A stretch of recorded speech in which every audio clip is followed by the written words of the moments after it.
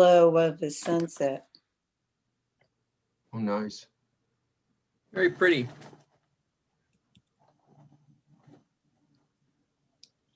I don't like buggies moving. I mean, I'm sure Laurel loves it, You but don't like spiders, that's your problem. Well, Scott, I have a question for you, for whom? for Scott, Okay. or Okay. anybody else who's a pro. I keep getting frozen off, so I have to leave and sign back on. I'm on the other side How of far are the you from your wall. router in your house, MA? Oh, 15 feet. Really? It's Yeah. usually a connection problem. It's usually a connection problem that you're losing the connection to your router or something. Make sure no one else is streaming anything at the same time, There's And- one television on. and make sure your computer doesn't have anything else on. Shut other applications off, and that might help. I was on with the Huntington Zoom yesterday, the webinar. I got thrown off about 5 times and I couldn't get back on. So at one point I had my iPhone on, my iPad on as coverage for when I was getting thrown off the computer. Huh. They had over 500 people on that webinar. It was Yep. Yeah, and I got on late. I couldn't hear the first speaker, but I got the second one, and Jim Fulson was the first one. right, And I I missed him. Gunnar said he was going, because so many people couldn't get on and they couldn't get it on Facebook or YouTube, whatever they were going to do. He says he will put it up on the CSSA website. for Good. those Oh, to- I've been Great. asking to do that, but they just seem reluctant to do it. And I understand some people are getting paid to appear, but I mean, that was like all about the Huntington. That kind of promotes the Huntington. It's a good promotional thing for the Huntington to have that out there for people to see. Yes. Yep. So I suspect the Huntington will be delighted to I have hope so. free promo. Yeah. Cool. It's mixed. Some people are afraid to get their content out there because they think they're not going to get paid to go to speak.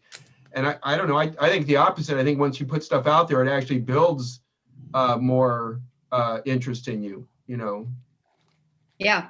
I wish that they would put more of these things up for at least the members of the CSSA to watch, He says he doesn't know what they'll do in the future. They've got them recorded. They're there Yeah, some yeah. future time.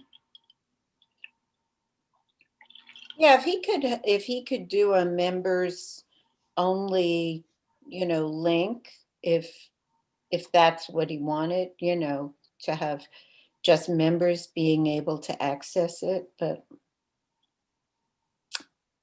anyway, it's nice to have it. Yeah. I think the issue is technically he'd have to somehow set up a exclusive thing just for members and have it somehow linked to the membership roster. It's a little more complicated.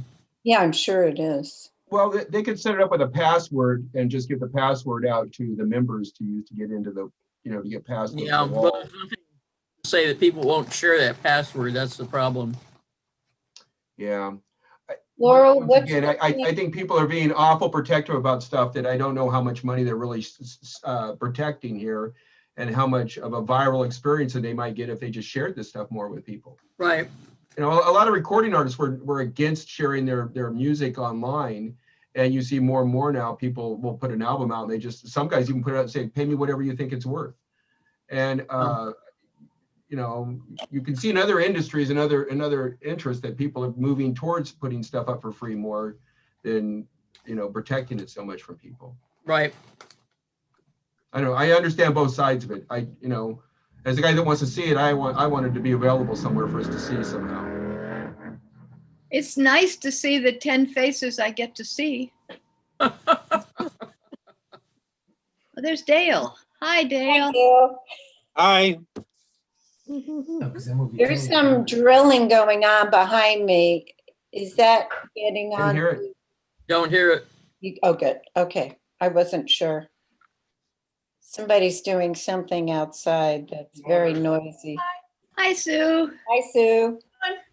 It's cool how you pop in and out there. Yeah, if I turn, I think I can disappear. Oh, No, you got a really cool haircut. I just did it myself like an hour ago. No, Oh, it's not a skill. I just cut my bangs and my finger. that looks good. Thank you. Not a You I bad love the job. parrot. You.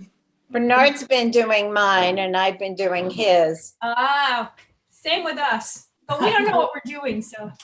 Yeah, well, I figure it grows back. It doesn't matter. But we're not gonna go to get our hair cut anywhere else from now on. Really? Wow. And yours is back in a ponytail, right? Me? Sue. Yeah. Oh, yeah. I was down to here, and I asked Cliff to cut off an inch, and he started like way up here. So it's finally growing back. Yeah. Wrong inch. Yeah, wrong inch. Many inches. Now prohibited. Yeah. Now we can't cut it. Very funny. I love the parrot pictures. Oh yeah, every once in a while we have all of these birds in the back that land on the wires sometimes. And, Yeah. yeah. A couple of weeks ago, there was a whole flock of parrots that came and squawked for about 10 or 15 minutes up on the wire. Yeah, you know when they're around. Yeah. Oh, yeah. Oh, yeah. A long lens is a good investment, though. I've gotten a lot of good bird shots out the back, even through the window. Yeah, no, it's very cool. Nice. They come over my house twice a day. They Really? go from Redondo to PV, I guess, in the morning, and then they go back again in the evening. And I think they roost in the avenues in Redondo. Oh yeah. This is a part of a flock of 5 that come fly overhead every once in a while. That's amazing because they fly around wild in Bolivia too. Really? A long flight. Well, they do head south in the morning. I think they got mad at me because I didn't have any food for them. Yeah, they stopped coming.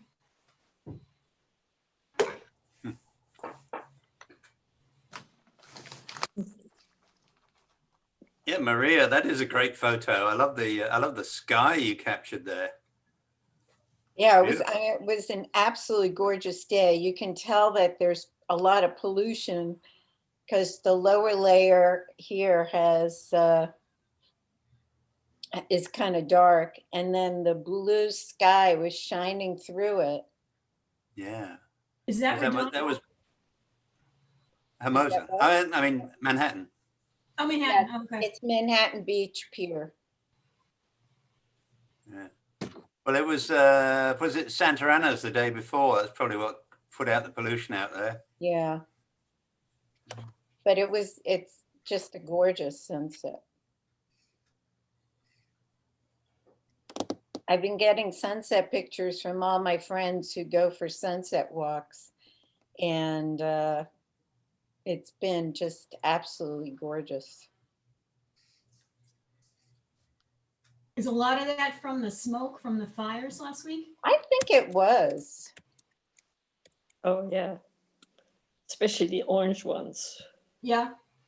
There you go. Yeah. I have a question. What do we for the- call?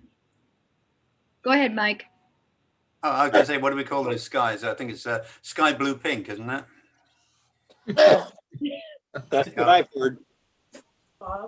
Well, the same night that I took this, the sun was very orange.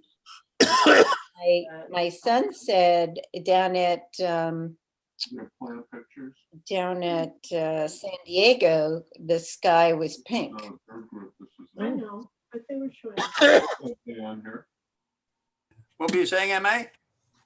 I have a question for the wisdom of the group.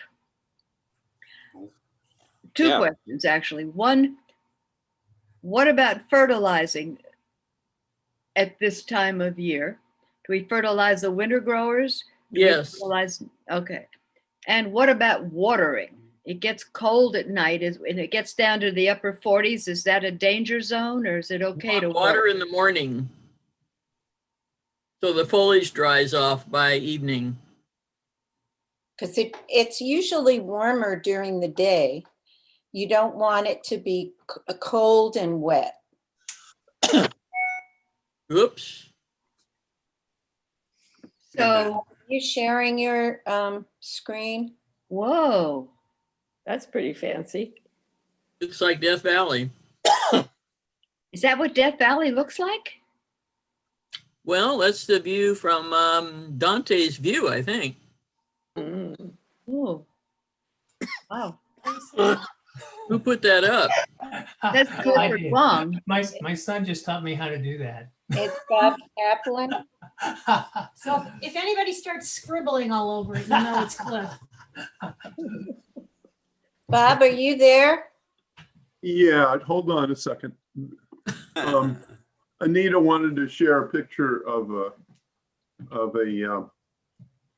bird, but it's very disruptive to do that because I was going to just do it through share screen, which none of you who don't know what that is need to know about. So another time. I think you were doing it there. You were If you- sharing a if you picture. of put Yeah, up- but I'm blocking everybody else's view while I'm doing it. So if Just you want for me a to do moment, that, it's okay. We Yeah, can if see you it. put the photo up. hold on. I'm with Put you the then. photo up first, then put your share screen on. And that way it'll go right to the photo. Oh, good idea. Okay. If you we'll have do it that. ready, then it doesn't Yep. disrupt much. Okay. We'll do Lamono, there you are. Hey, Hi. Lamona, This one, Bob. Good to see you. you're Oh, it's mute. on there. Mhm. Oh, okay. Just a I second. love that photo behind you. Thank you. Yeah, it's my wife's. She did it? Ooh, No, this one she didn't do. This one she bought. But there's a lot of other stuff she's beautiful. painted. what I call Wimbrel? What? We better look it up. but just tell them that's what I took on Tuesday at the beach. Okay, here we go. Okay.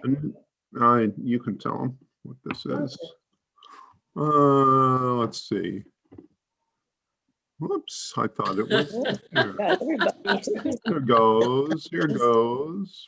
Oh, Like a willet. Yes, I took him on Tuesday. Photo. You can show Nice. the rest of those in this group. real Hold fast. on a second. There you go. Very, very pretty.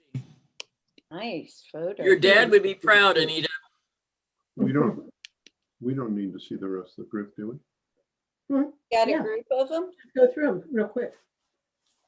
The rest in what group? That group of pictures there.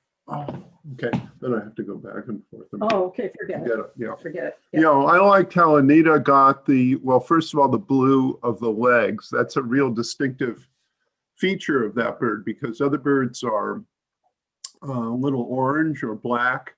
So that's, like the blue-footed booby. Here's another blue bird. And then if you look very carefully right down there, I think you can see our cursor. Yeah. Mhm. Its toes are continuing. See the marks under Yeah. under there. It's got long toes that aren't showing. So that was cute. Cool. Here we go. All right. I'd like to share one too, if I may. Sure.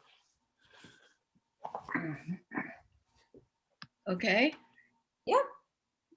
Come on a minute. Good exercise in sharing. I had it. Where did Picture first, as Maria said. I have to get to Zoom? And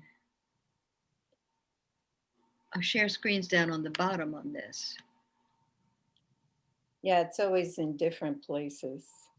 Okay, you're sharing. Looks I good. wanted to sh- Oh, look at how big it is. It Oh is my God. way up there. That Percrea is really ticking off. So for those of you who have not seen this before, we have been watching this Freya get bigger and bigger. I think when you first started sharing, it was probably just above the fence line, and now it's all the way up to the Yeah. um, And Power lines. the first flower right there where my cursor Yeah, is, the first flower opened today. So Wow. I'm imagining they're all going to open. I thought I might get, how do you say that word? Boobills, bubbles, You will. boobill? Boobill. Boobills. I thought I might get, Boobill, any way you want to say it. I thought I would get a bunch of those, but this has no offsets. It just has apparently You will. all of these flowers. Everywhere you see a flower, you're going to get one. It's a little early. They'll come. Don't worry. It's Just the last early. thing to show up, MA, will be This the thing's plant. been growing forever. Hey, you got a couple months still at least. That is incredible. Seriously, MA, a I'm couple more months loving before they even start watching to it. show up. What? I'm loving watching it. Yeah, you got a couple more months before the bulbels start to show up. Okay. But you'll get them for sure on that plant. Thank you very much. That is great. Thanks, MA. Great follow-up. It's cool to learn how to do the screen sharing with our pictures. Yeah. Where is the plant from? My gardener gave it to me when it was about a foot tall. Jeez. My name is Mauritius hemp. Yeah. But I think It's all, is that the same as Furcrea? yeah, well, Furcrea is a genus. What is it a native of? Do you know where? The point of origin? Oh, Mauritius. Okay. Well, it's called, well, I don't think it's actually from Mauritius, but that's the common name. It's from Central America, I think, and southern Mexico, but I'd have to go look it up. Hey, Lamono. You're muted. I know. Sorry, MA. I keep hitting it by accident. How you doing? Doing great. Look at all these faces we get to see. Hey, No Lamona, mask. are things cold where you are? Or Yeah. or is It's climate warmed up a lot today. You know, it's nice to see people with no masks on. They really have whole faces. crazy? Huh? Why are we bigger? Where are you? Oh, right there. Didn't you want to be bigger? You didn't want to be so big? Okay. We're not, Than the other people. our camera isn't on, so they can't. There you go. Yeah, but we can Furcrea hear you, foetida. Bob. Says it's native to the Caribbean and northern South America. How's that? Ah, where in the Caribbean, do you know? How's it? Audio is No, it on. just says, I'm looking on Wikipedia, that's all it says. Huh. Probably big on is an this? island, huh? Rather than on the water. Never mind. How big is it supposed to grow? How do you spell Mauritius? Mauritius. Something like that. Hi, Jade. Good to see you. Oh. No, wait, that's not the same plant. It says I it think, grows to 1 I think meter MA's tall. is a Fortita. It is? I think it's Fortita, the one MA That's what I'm has. looking at. Well, I put in Mauritius hemp and it come up with Furcrea foetida, a species of flower native to the Caribbean. Scientific name Furcrea foetida. Oh, fetida. Fetida. Thank you. Giant. It's a giant asparagus. Yeah. Oh, wow. I don't think so. It's also called a green aloe. Not an aloe. No, but it's also called one. Yeah, that's the problem with common names. Cool. Thanks, Mike. Sally? Hey, Sally. Hey, Sally. You're muted. Oh, there's everybody. Hi, Terry. Hi, Terry. everybody. Hi. Hi. Hello. Jade. Russ. Okay, hello. So I sent Hi. an agenda to all this, to both the speakers and to Sue. What we're gonna do is have Gary's Actually, that video follows. first, and then we're gonna do Mike's video. And then we're gonna Does it look okay? Or is it announce too up the or too down? Looks fine. Plan of the Month or mini show winners. And then we'll make a few announcements, and then I'll show the Lobivia saltensis PowerPoint, which is actually pretty interesting to see all the differences. What I thought was really exceptional was I got photos from couples, and to see the difference in the same yard, but one part of the yard or another part of the yard, and how differently they grew. Somebody, one part of the couple repotted, the other didn't. So it was kind of an interesting exercise. Not a lot of people sent me their plants, so we don't have a lot, but what we do have is interesting. I couldn't find mine. I'm sure it's out there somewhere. Yeah, that's the problem. Lost. Took me a while too. Why not? We were all, is this it? Is that it? So I made sure to label it so I knew where it was. You like that? No, just the individual, I think. Oh, you I did? lost a lot of my labels from the recent can see who's windstorms. They talking. Oh, just this is blew good. out. Hmm, There's still room for one. That was a lot of wind. it was. Mhm. Corey, oh, he doesn't have his picture yet. Yeah, Corey, where are you? I must have heard you. He didn't comb his hair yet, right? He's having a bad hair day. Yeah. Yeah. And you have a neat background there. A neat background there. Mhm. Oh, there's a Robert. Yeah, yeah. Hi. Kaplan. I'll just shut off. Mm. My computer's not letting me show video for some reason. Hey, Oh, all right. I'm here though, No. Good. and my hair's just fine, by the way. I'm so glad to hear that. That would definitely be my reason for not showing my.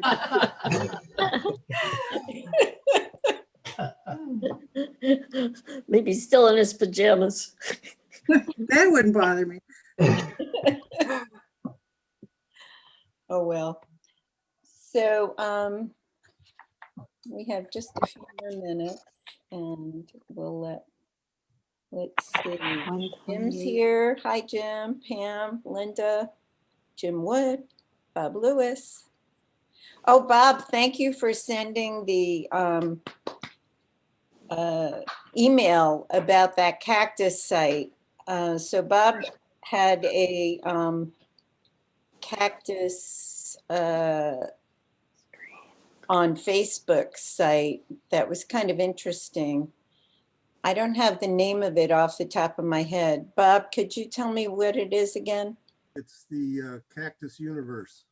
The Cactus Universe.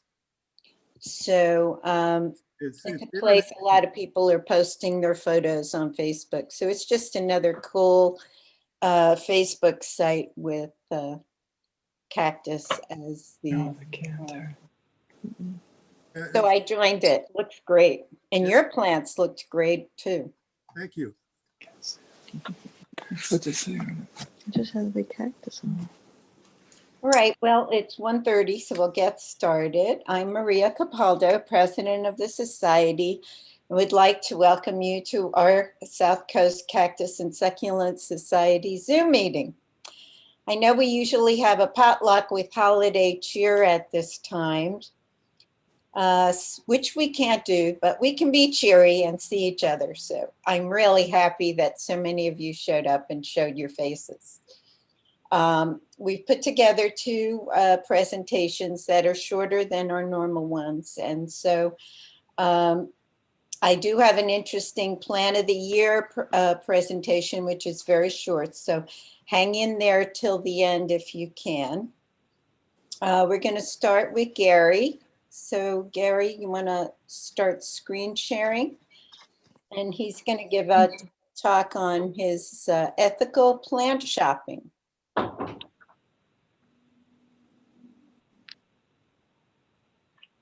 Do you want to talk about how this video came to be, Gary? You have to unmute yourself too.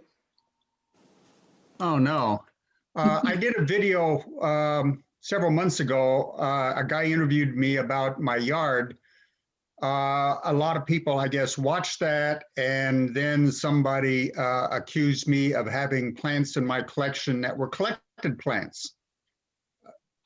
Yes, I do have a couple collected plants, but it wasn't the one that they were referring to.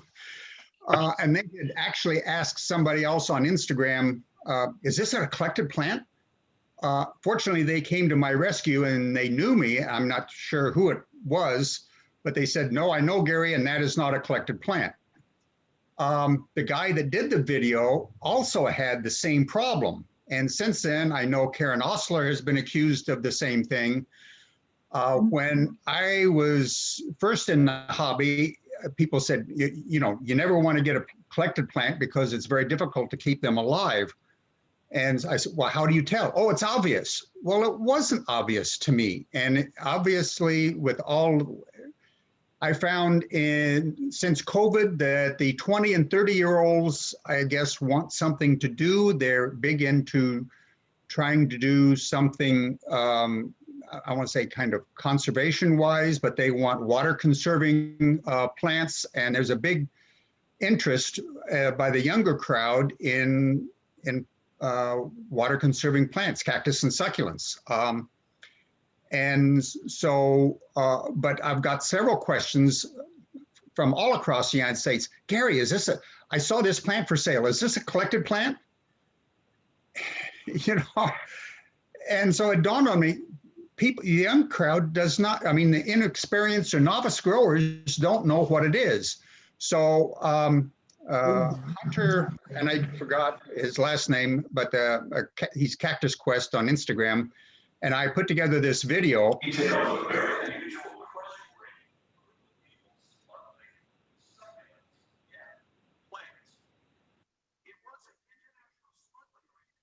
Gary, we can't hear him.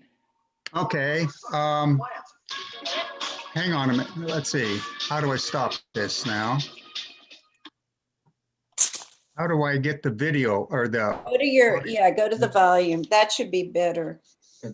It's all the way up already. Yeah. Yeah. All right. On that. Press play and see how it comes up. Do you hear it now?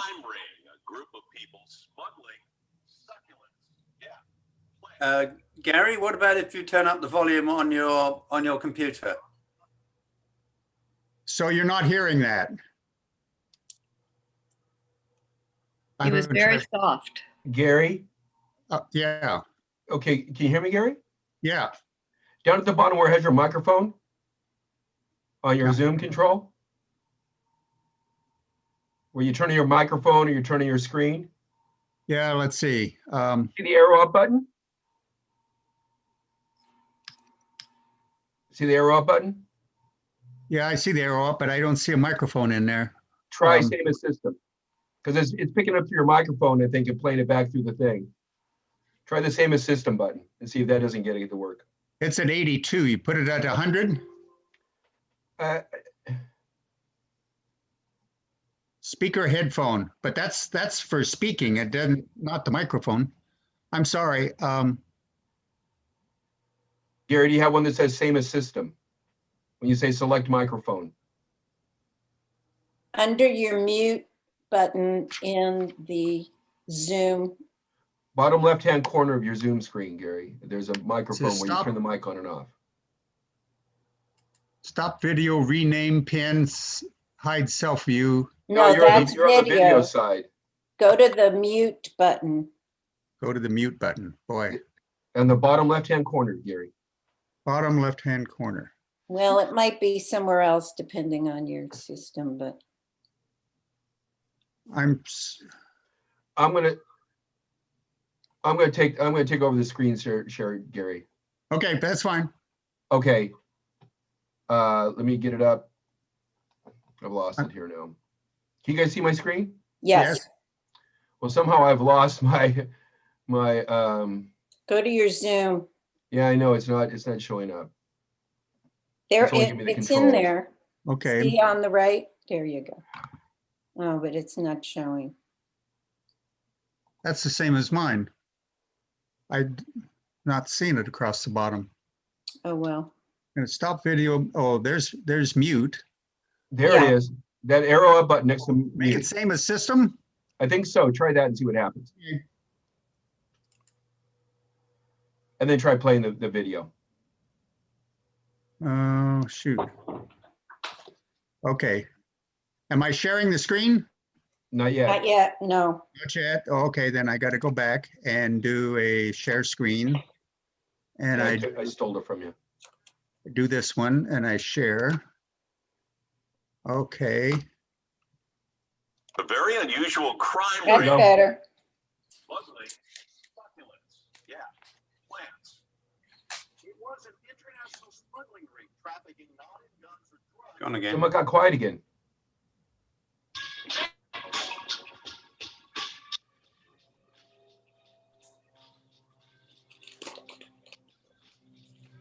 I'm not hearing anything. Is anyone else? No, initially I heard something loud and then it went soft. So you're not hearing anything? We did, and then it stopped. It's not playing right now, so you got to play it so we can hear it.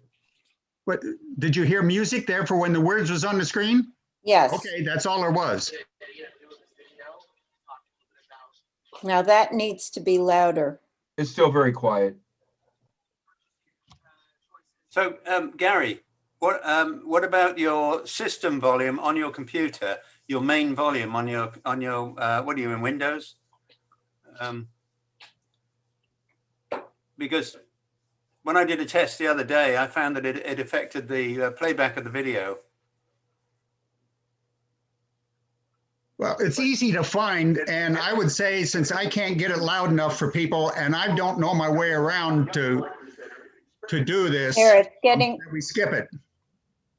And people can either look at it themselves, or they somebody else can try it. Either Mike or Scott can try it. This on YouTube, Gary? Yeah. Yeah. You know what? I'm going to find it and I'll play it and I'll share it through mine. I'll try and find it. So.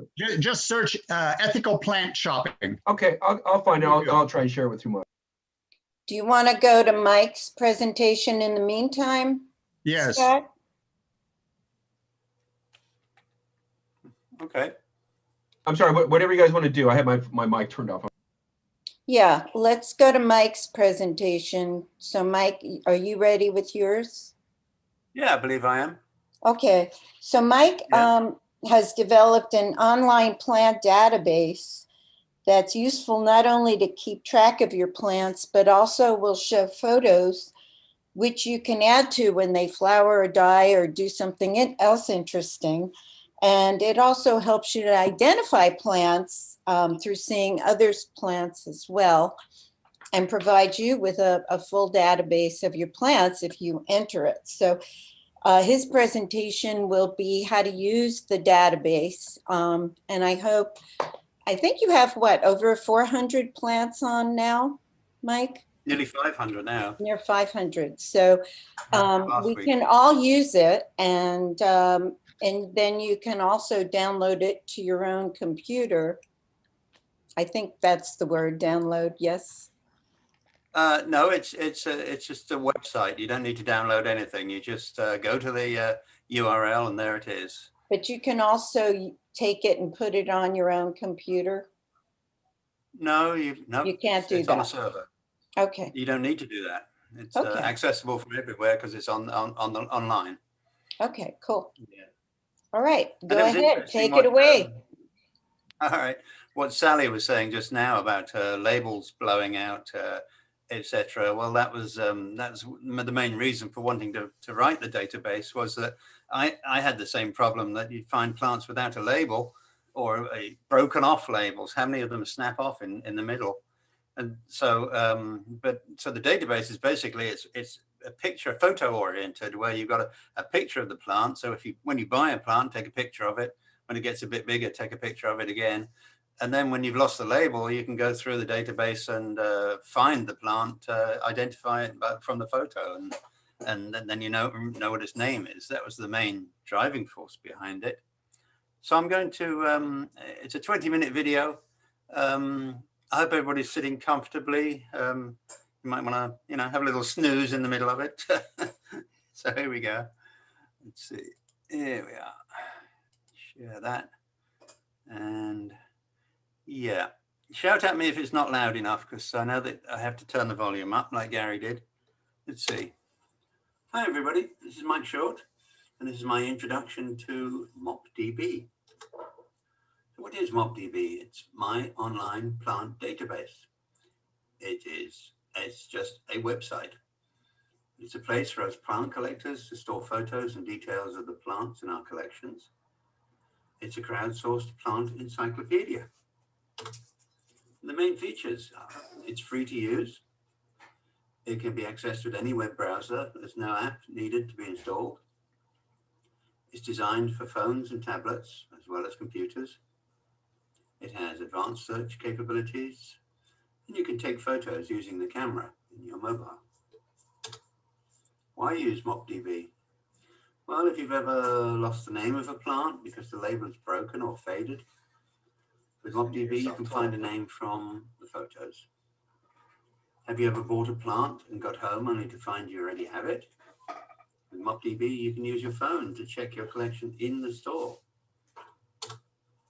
Who can join MopDB? Basically anyone I allow. It has finite storage space. I can't open it to the public. I would love to, but it's just available for me, my friends, and members of plant societies, real plant collectors such as yourselves. Okay, so here we are in MopDB itself. It's running on my Linux desktop. I'm using a version of Google Chrome. The screen is 1080p, so it's pretty standard desktop. As you can see, this is the home page, and it's pretty simple. There's nothing much to it. I'm already logged in, so my name is up here on the right. So let's jump straight in and start to browse some plants. And here we see thumbnails of the plants in MopDB. There are currently 488 of them. That number is growing every day. On the screen we have at the top thumbnails.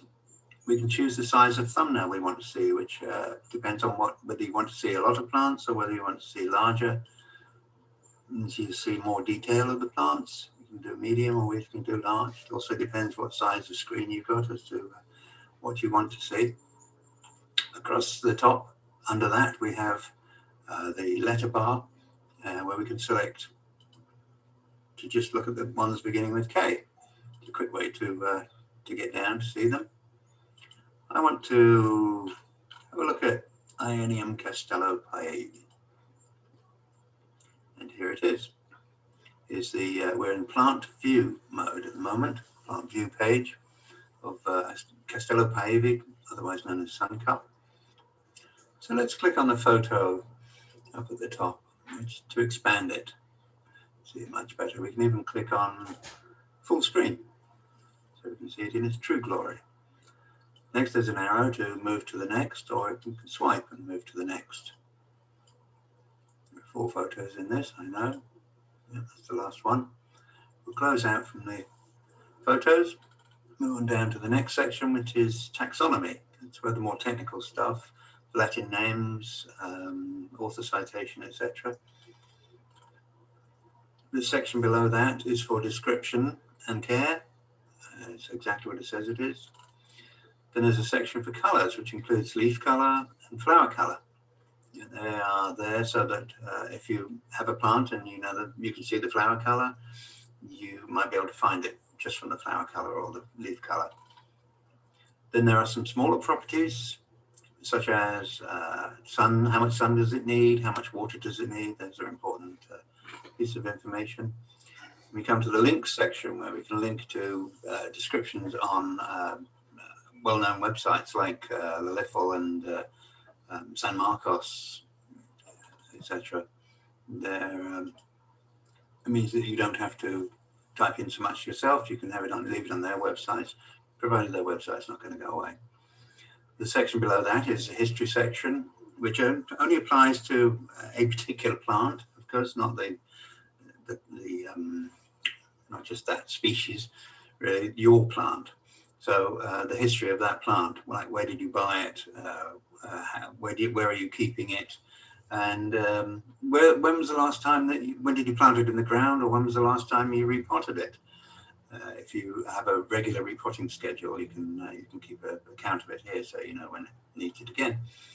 Privacy section, I'll show you that later, but I like to make all of mine public. I like everybody to be able to see all of my plants.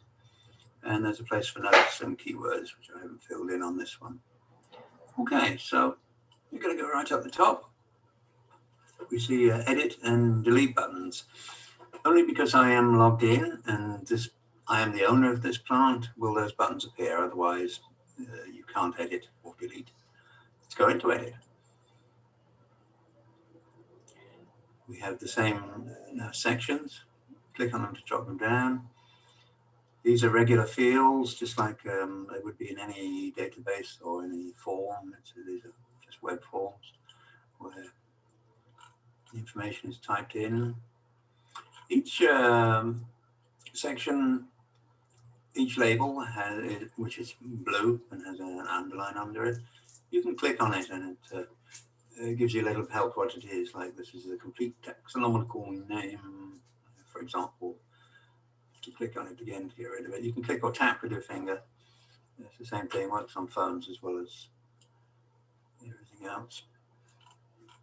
It's that section, the description section, longer fields because you might want to type more stuff in. This altitude, for example, I have a little, you can use various units to put them in inches. Oh, that's a lot of inches. All right. And it allows you to enter in either in metric or in whatever units you prefer, or whatever units you find when you're looking up a description of the plant. Photo section, that's pretty clever. These are in order, and the one at the top is the one that will be the primary photo that will show in the thumbnails, in the browse section of the thumbnails, but you can reorder them. Let's do that right now. Let's bring that one to the top. Changes must be saved. Okay, well, let's save those changes. There we go. If we cancel, there it is at the top. That's the very first one. Look at that one. Next one is the one that used to be at the top. Okay. Also, when you go to browse, that's the one that you'll see. But I don't want to leave it that way. I'm going to put it back to where it was. Let me go back into photos. Now I could drag it across to the delete these box and click save, which would actually delete it. It's gone. I don't want to do that though. I want to put it back to where it was there. Save that off. It's better. Photo captions.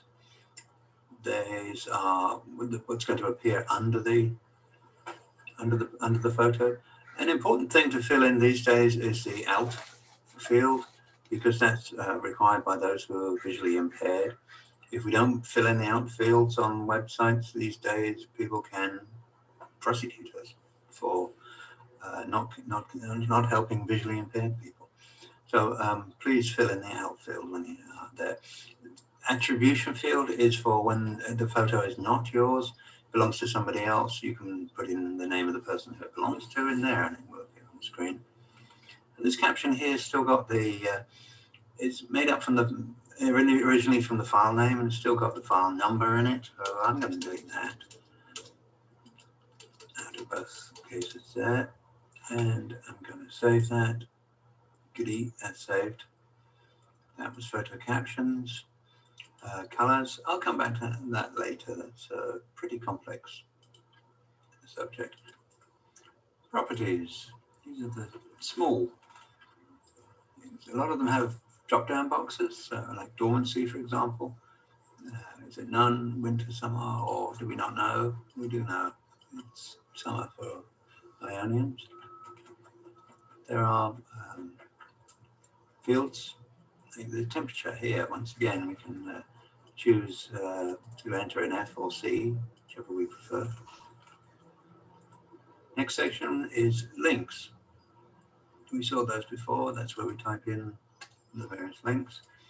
History fields. There's the dates. Date planted, purchase date. Let's say it was planted in July 16th. There we go. There it is. Done. Let's get rid of that because it's not true. Purchase price, etc. Privacy. I said I was going to show this. View permission can be everybody, members only, or just yourself.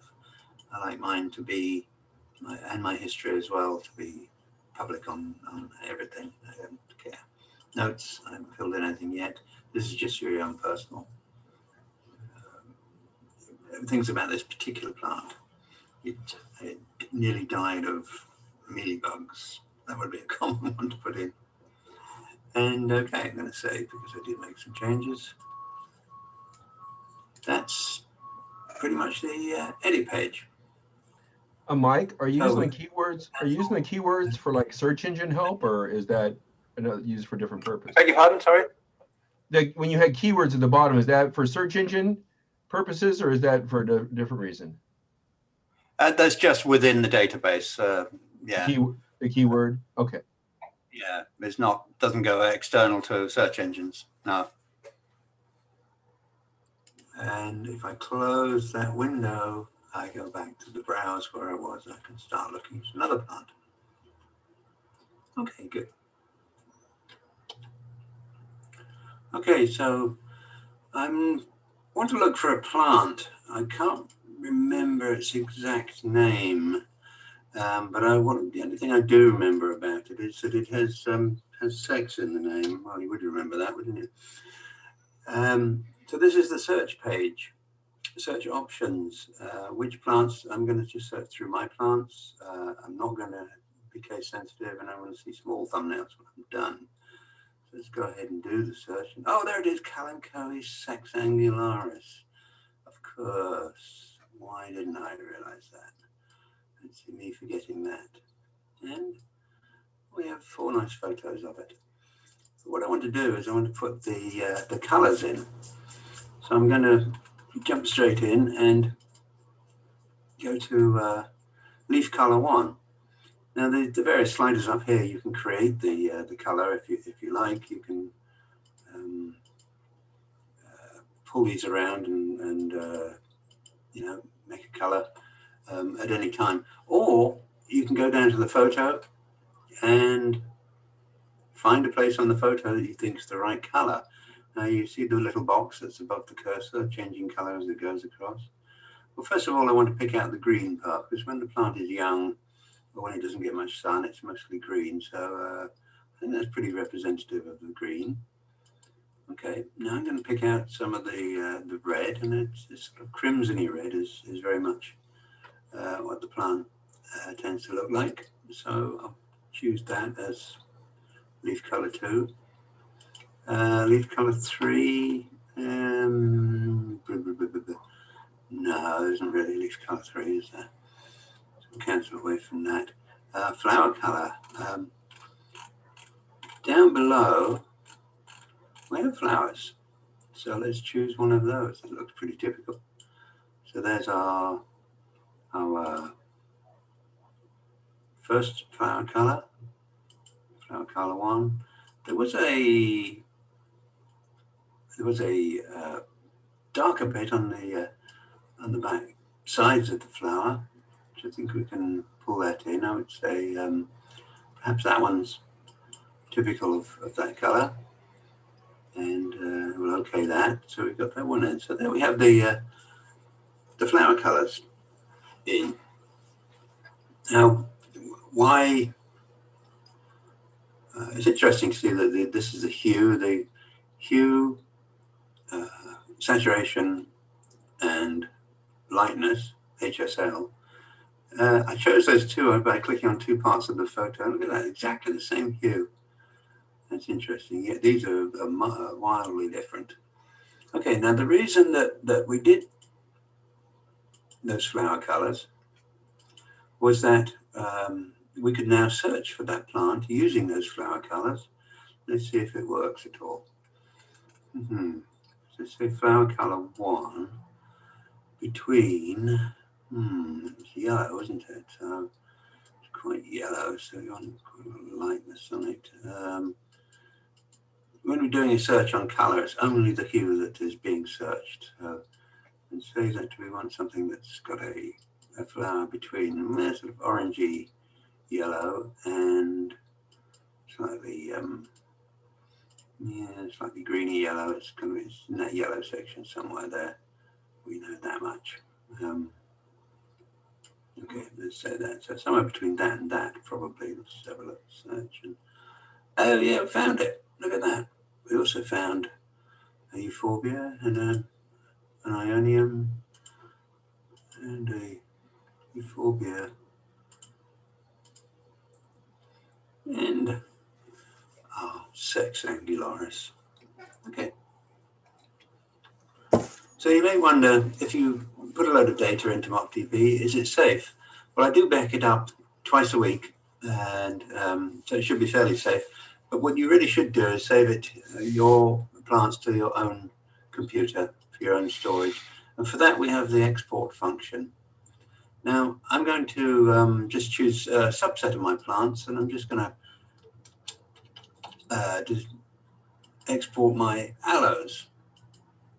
I only have a few aloes in, so that's the list of them. So when I click continue, it creates a zip file, which I can then download to my computer. It's done. I can open it. There's a spreadsheet in there, which I can open up in my spreadsheet program. And here they are. Here's those plants with all the fields, lots and lots of fields. That's the spreadsheet. Also inside that zip is the actual photo files themselves. They're zipped up in there. So you've got everything. You can put the two together.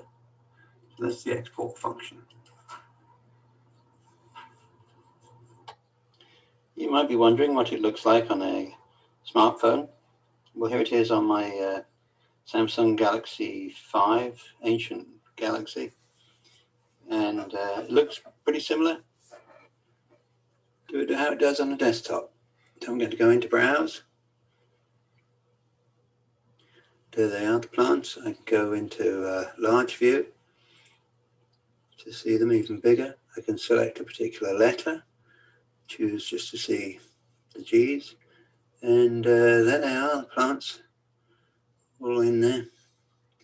G's. And, oh, that's a nice one. Let's have a look at that one. Inoclesium baldianum. Tap on the picture. Oh, yeah, that's looking good. Double tap. Look even bigger. Wow, that's nice. Thanks, Maria, for uploading that.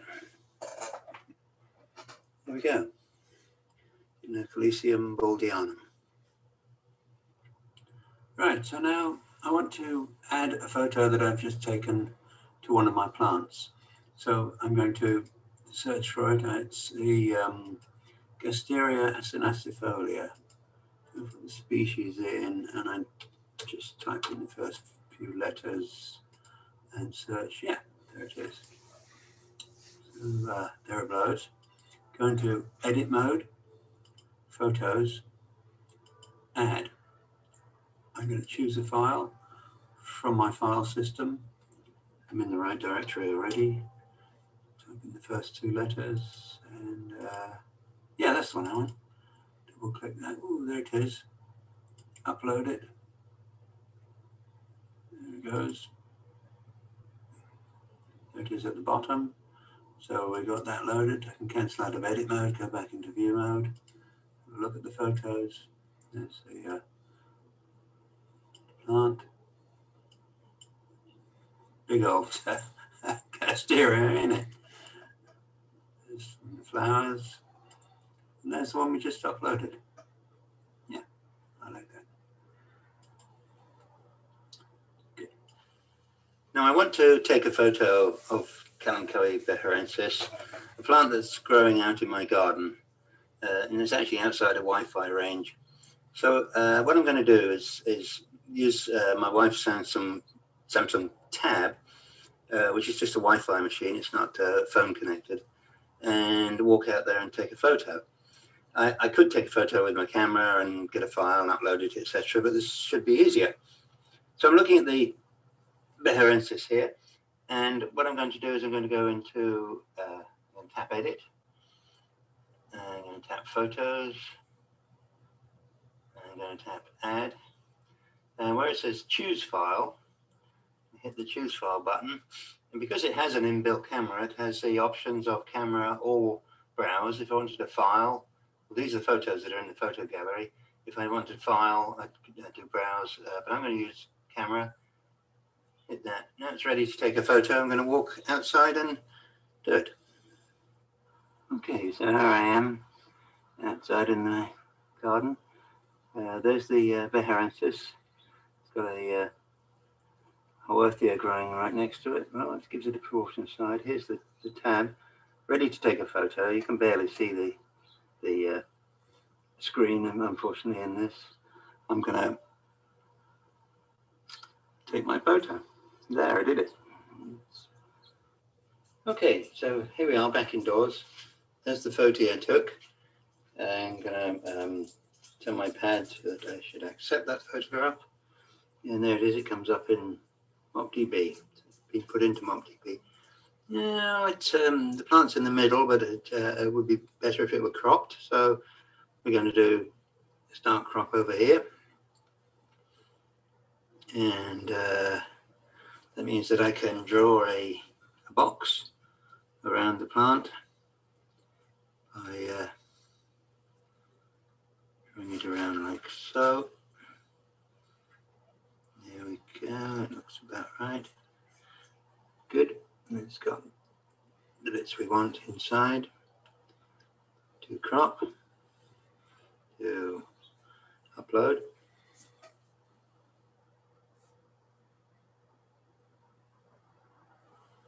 It's a little while because it's a fairly big file. And accept that. Back in where here we are back in photos, and yes, there it is. So here it is, the Kalanchoe beharensis back on my main computer. Have a look at the first photo of the plant when it was a little baby, when I first got it, and there's the one we just took. So pretty much the only thing left to show you in MockDB is the help section. There's a contact us page, so you can contact me if you wish. And then the online help, which is in various sections that expand and collapse. The biggest section being how to, which for example shows you how to use the advanced search, the examples of using advanced search, and why you would do that. So that's about it, folks. Thanks for listening.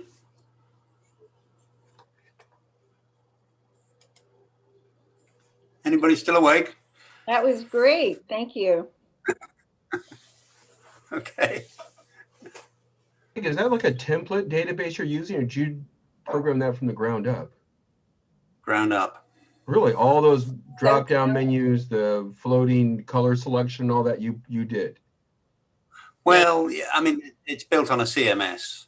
Okay. It's built on ModX as a CMS, which does the menuing stuff, and well, technical details uses Bootstrap as the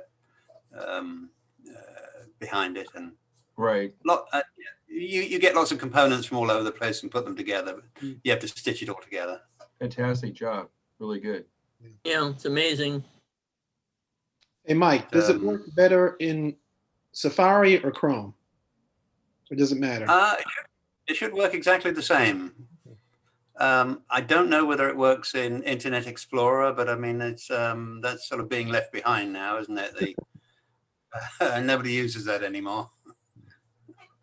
Yeah, looks great. Does it work in Firefox? Oh, it ought to, yes. Yeah. Definitely, yeah. Mozilla being the definition of HTML, they're the keepers of the standard. Yeah. Yeah. I And, yeah, have, there's Information if you have copies of the same plan. Sally or MA, who had a question? I want to see what you're holding in your lap, Maria. Oh. Oh, look. Oh, my goodness. This is Kaya. She just came to visit us. It's Bernard's birthday today, so. Hey, happy Happy birthday, Bernard. Birthday, Bernard. Oh, happy birthday. And how old is she? 10 months. Oh, she's beautiful. Oh, it's so neat to get to see her. Yeah, Sally, did you have a question? Dale's got a question. All right, go ahead, Dale. Mike, when you search by name, is that by genus or species or some other taxonomy? Well, yes, I mean, you can search by the entire name, by genus, or by species. Any field, I mean, it's just a textual search on any field. Oh, and you can, I could. So when you hit on like M, it'll bring up all the plants who have a genus that begins with M or a species that begins with M. It'll bring them all. It will in browse mode. It will. Can you? I mean, if I click M, it brings up all the ones beginning with M. That way, I have that. But if you're talking about the search, that you've got all these different fields. So you could search for genus, and you could just type in M, and you could say contains or begins with M. So okay, search and amazing, there you go. Amazing. How long does it take to enter plant data, or is that just sort of never ending? If you fill in all the fields, probably about half an hour to an hour, depending on how much you research it. I mean, yeah. How detailed do you want to get about the description and the origin and the cultivation, etc. But you could just put the photo and the plant name in, and boom, boom, done. Yeah. Okay. Thank you. Mike, are you inviting other people to add to this database? And any of us could join. Yeah, you're all welcome to join. On the homepage, there's a sign up button there. You can, if you put your name in and yes, and you'll start the sign up process. Hey, Mike, how long will it be before you have picture search? Well, you tell me. How does that work? I throw a picture in, and it gives me 10 similar plants with names. No, won't work. Like face recognition. Plant recognition. Yes. Yeah. I think I would need a computer farm in my living room to be able to do that. You can get apps for your iPhones for your phones that do that, but I don't know how accurate they are. You supposedly take a picture of the plant, the leaf or something, and supposedly you'll try and guess what the plant is for you. Yeah. Mike? There's one thing that I'm playing with right now is for the ability of members who've got accounts on MopDB to be able to communicate with each other. Because let's face it, I mean, I have plants. I think maybe we all have plants that we don't know what they are, and we want to ask somebody what they are, but we can't type their name in because we don't know what their name is. So what I was thinking was you'd put in a dummy name like "help me" or something, and click a checkbox saying "please help," and that other members would see that and they'd go, "Oh yeah, oh I know what that is," and they might be able to communicate with you. A bit like, I don't know if any of you use private messaging in something like nextdoor.com, where you can talk to each other behind the scenes and help each other. I mean, so that we can help each other to ID our plants. I have a question. How do you keep track of more than one plant of the same type? Like you divide your plants and you have 5 of them. You don't. Not at the moment. It's just by species. You could You name them. Notes, maybe? you could name it number 1, number 2, and then you would have 2 separate files on it. So if you had like an aeonium that you wanted to take a picture of, and then you had the same species, you could name it number 2 and keep a log of pictures on it. Right, Mike? Yeah, so you're talking about the potting schedule, that kind of thing. You want to keep Right, if you have unique. 2 of the same genus and species, 2 plants that are Yeah. the same, and you want to keep them Yeah, in you'd have- separate files. You'd have to give them a different name, exactly. Right. Okay. Yeah. Yeah, it sounds like for keeping tables for experiment, say you were trying like our plant of the year, one in shade and one in sun, you could give the name and then dash shade or dash sun, that you could do as much as you want for what you were just saying. Mike, can you copy and paste? Can you copy and paste information? Let's say you have spent an hour putting information in your database on a plant, and I see that you've got a description of its origin. Can I copy and paste that and put it in mine? Absolutely. Oh, goody. Thank you. Yes. Yeah, I can do a browse, and then well, let's have a look now. Which one's mine? There you go. That's not mine. So that comes up there. So you see, that's what Jim wrote. It's Jim Gardner's plant. So I'm copying that, right? And then I go into my, there's my Leucoblepharum. I can, I'm not logged in at the moment, so I got logged out. So, but yes, it's in the clipboard. I can easily go into edit and pop it in. Okay. Yeah. Mike, this is Jim Gardner. Is there any way to merge? I mean, if you've got, as you just showed there, 2 entries of the same plant, let's just say they're both under the same name. In your example, there are 2 different names. But you and I have both entered, pick any plant. Can you merge those 2? I mean, it's kind of inefficient to have 2 separate entries on the same plant. Does that make sense? I know exactly what you mean. Yes, and I think the answer is no, not really merging. I mean, you can plagiarize each other's information. I mean, as Sally said, to copy and paste and make them as similar as possible. You can, look at other people's plants and go, oh, that's a good idea, and copy that in. But I think we want to keep them separate, really, because it's like your plant, and when did you buy that plant? What's the history of that plant? You'd lose that if you merged them. This Dale, there's no way that you can have a private view, your own album of plants, right? When you enter a plant into a database, it's available to everybody. Not necessarily. No. Let me. Yes, because he has it as public, but right. There are other options. Yeah. You can't have a private album. Yes, you can. Yeah. Oh yes, you can. I don't think it even has to be an album. You can make each photo. You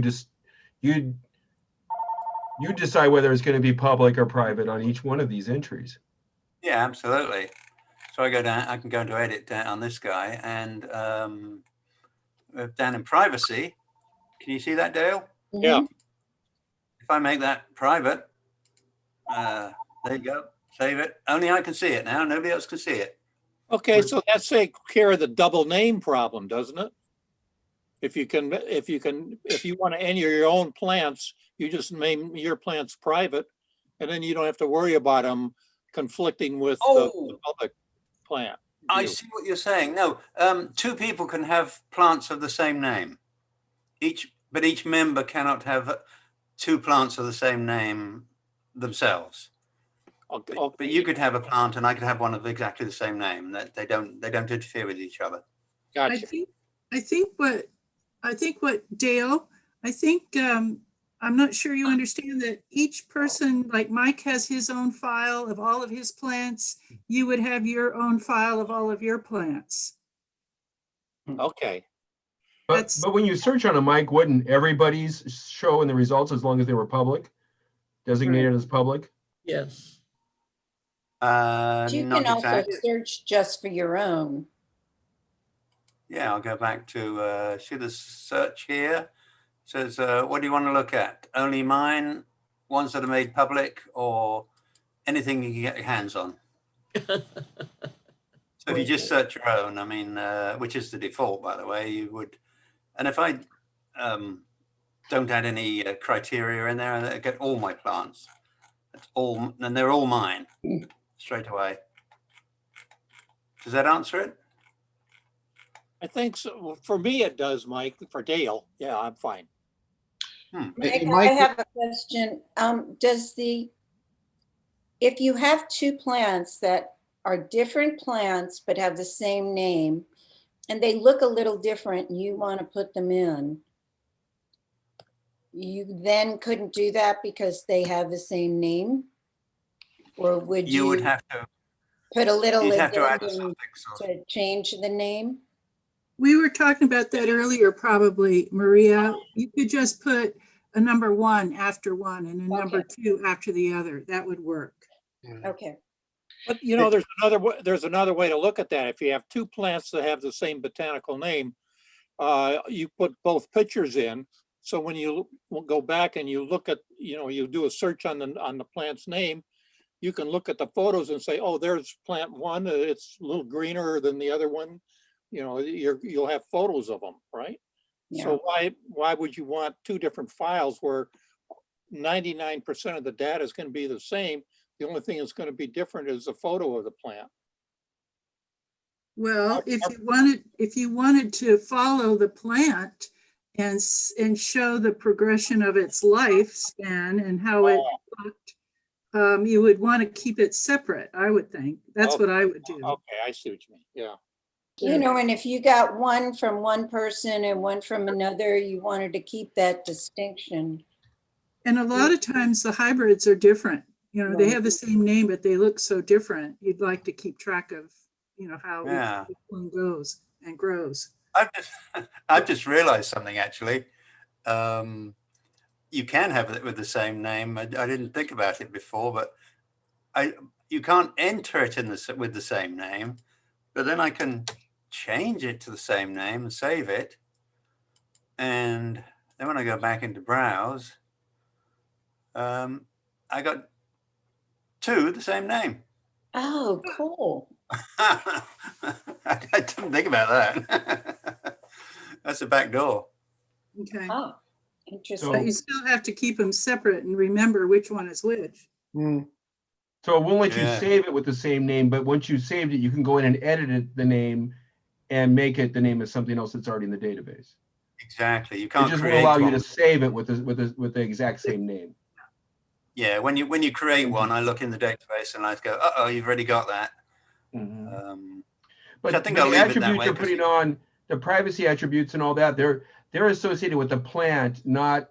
So you can have 5 photos of 5 different plants, and they would all share the same privacy settings and the same attributes and everything. Is that correct?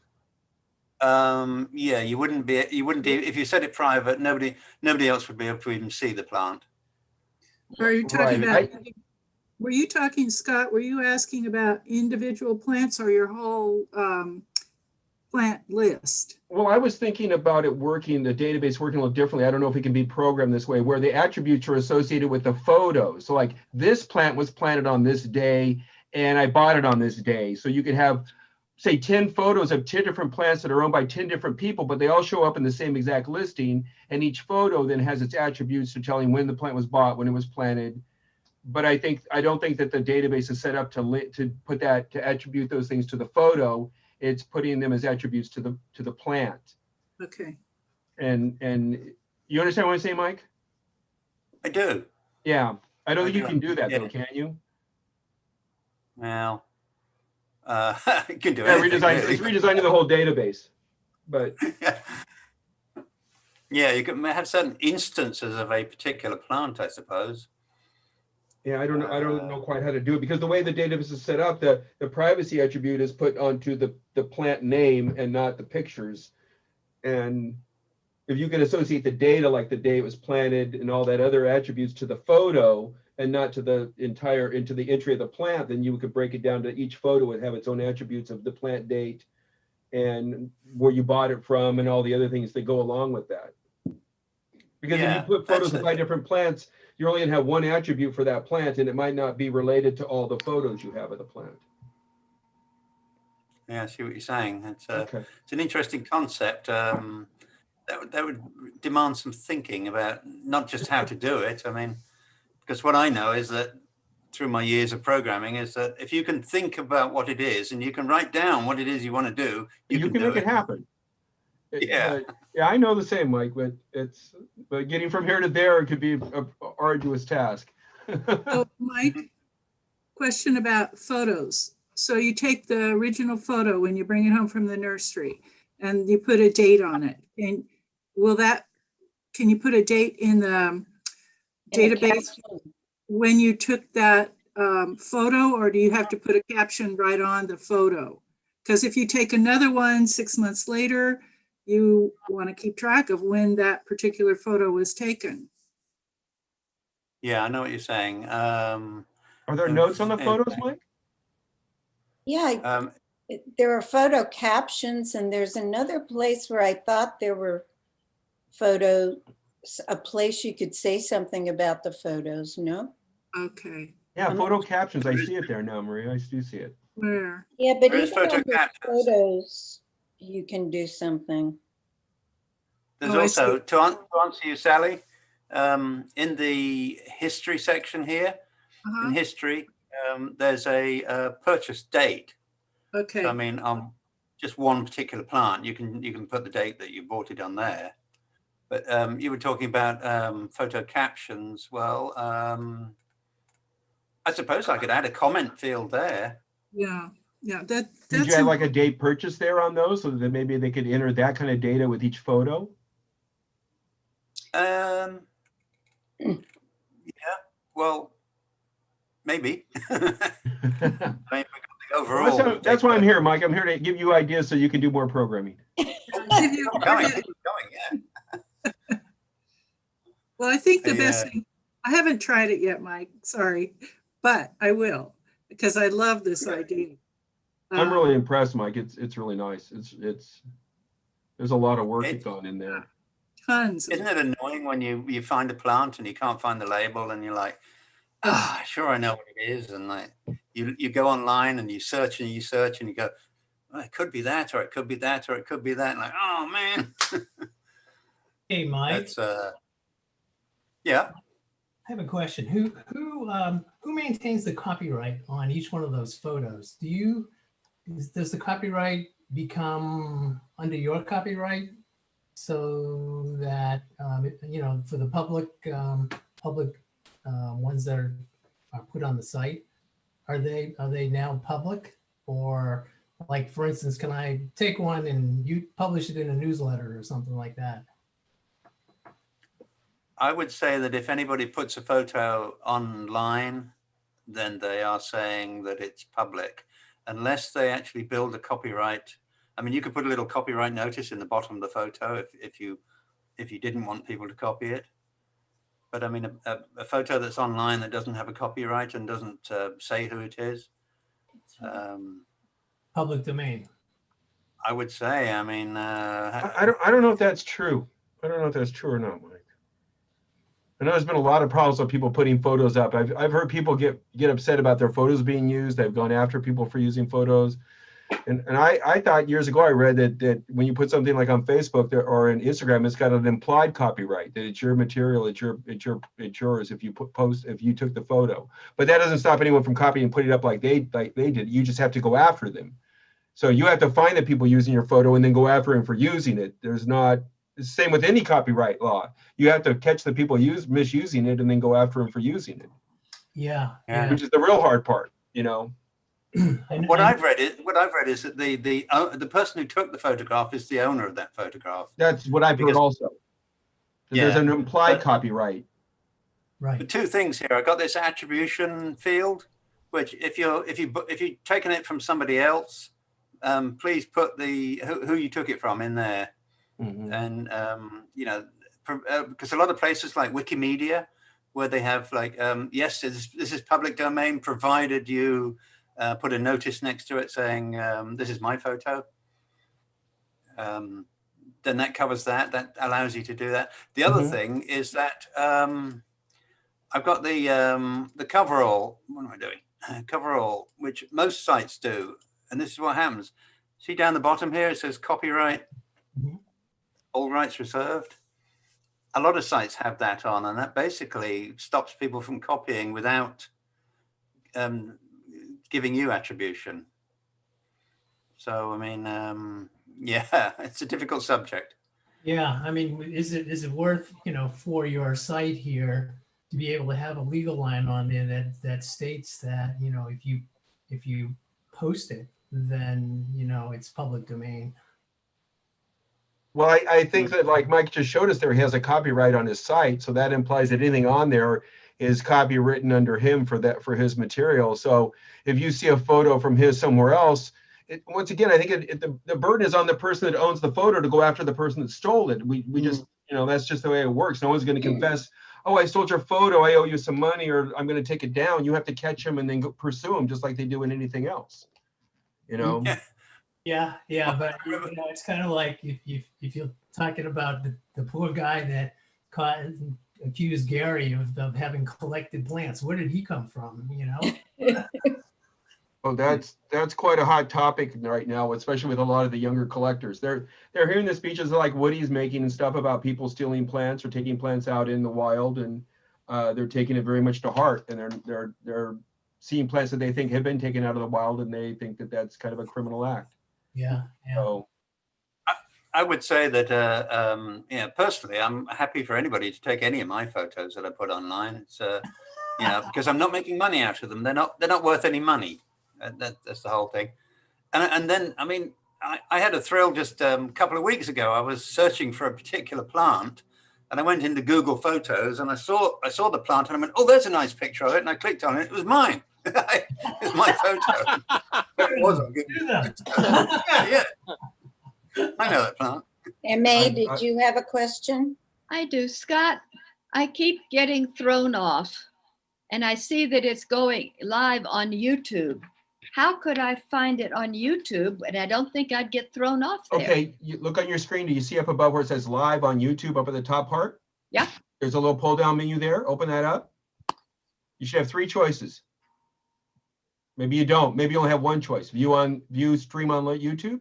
I have view stream on YouTube, or click on that. It'll open up a browser with the YouTube page already on it with the thing going. You'll be a couple seconds behind us, but it's the same feed over there. You just can't talk. You won't be able to participate. Oh my goodness. Me not being able to do that. And that's why I said that to you. I mean, I thought that wouldn't suffice for you there. The other thing is, if you do that at the same time that you're on the link, the Zoom link, you're going to get a delay and you're going to hear both presentations. The echo. You're going to have. I was the one doing that earlier because I did that once.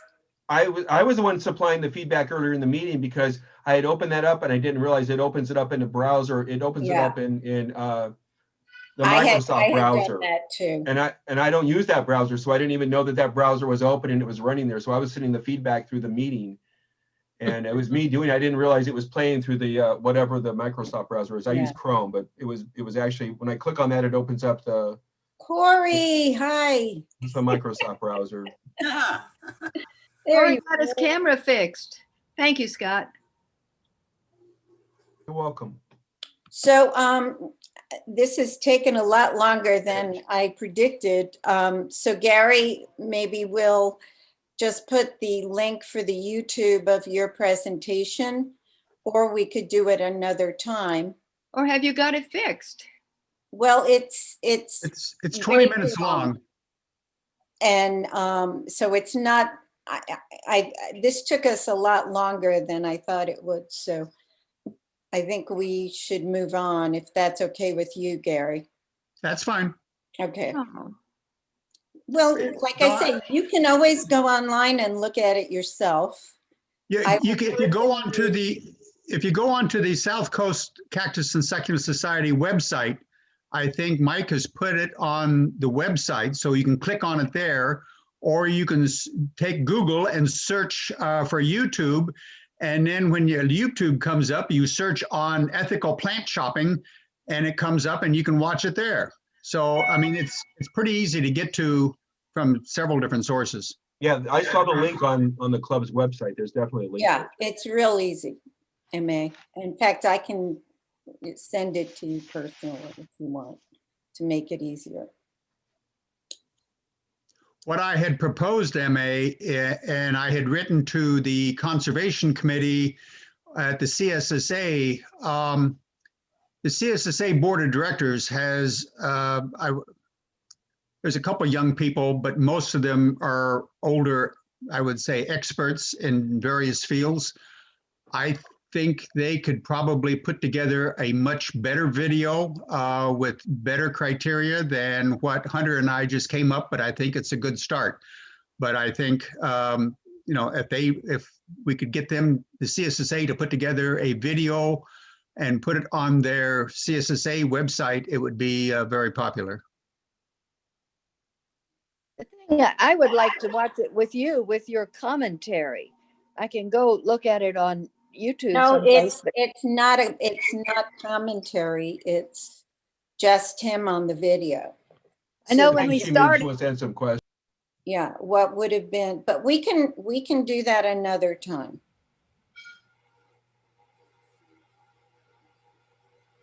Where are we? So I can. I'd like to move on to announcements. There it is on the on our website.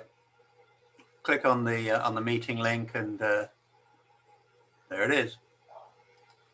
And then you can play it.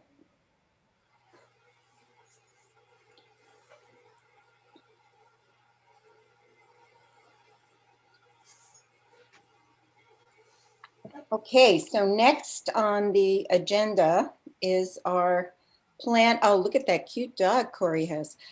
Is Begging to come up on my lap for too who long is now. that? Who is that? Cosmo. Cosmo. Hi, Cosmo.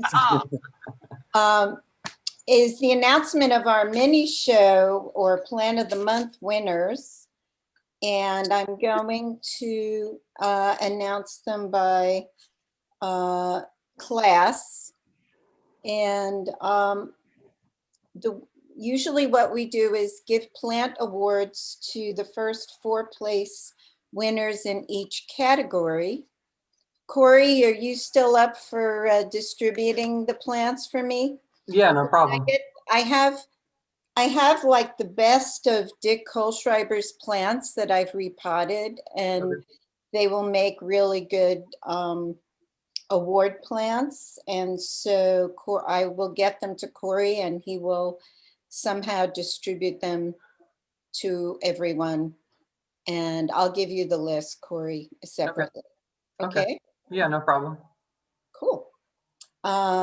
So in the open class, Phyllis DiCrescenzo is first place. And I saw her there a little while ago, but I can't see her now. Are you there? There you are, Phyllis. You are there. Congratulations. I'm in second place. Gary Duke is third place. And Sally is fourth place.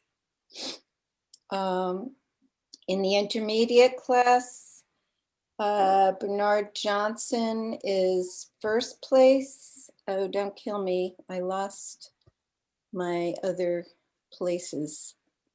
Let me get to it.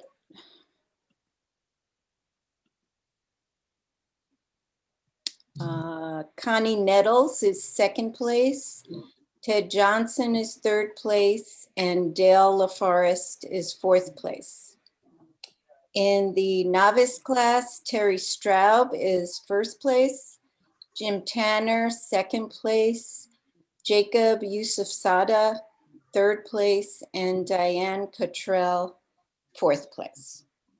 So congratulations to everybody and thank you all for your involvement during our Zoom presentations. So, you know, your involvement's been great and it's been fun to see everyone's plants and gardens.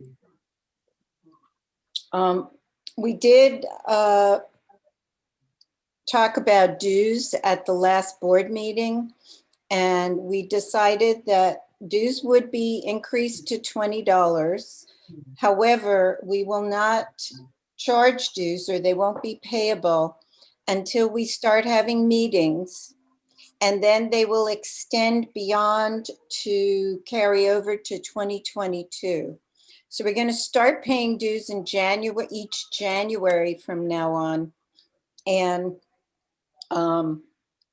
but we won't be charging dues. So whatever membership we have on the roster will continue until we start having meetings, and then dues will be paid up. Sue Wong has submitted minutes to our website. If anyone has a correction, please speak up or we will accept the minutes as written. Anybody? Okay, they're accepted. Bernard is playing with our granddaughter, so I don't have his treasurer's report. But Bernard. So I'm going to do the PowerPoint of our submissions in December. So these are our December plants. We've got some good garden photos. This is Bernard's Mammillaria plumosa, which is just incredible. This is, hang on, go back. Jim Gardner. Jim Gardner. Jim Gardner's Aloe Van Bellini. Yep. I love the fish and what's that plant on the side of it? On the side. That's beautiful. Very old. This is Crassula ovata in bloom with his beautiful fountain. Crassula rupestris. Rupestris, yeah. Yeah, really pretty.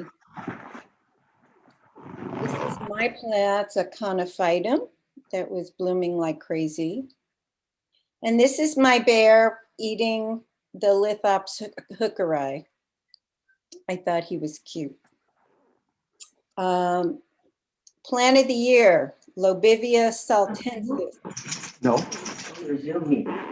This is Bernard's. It's been grown outdoors in some shade, repotted in February, flowered in May, and this is what it looks like now. I want you to notice the short, bless you, Dale, notice the short spines.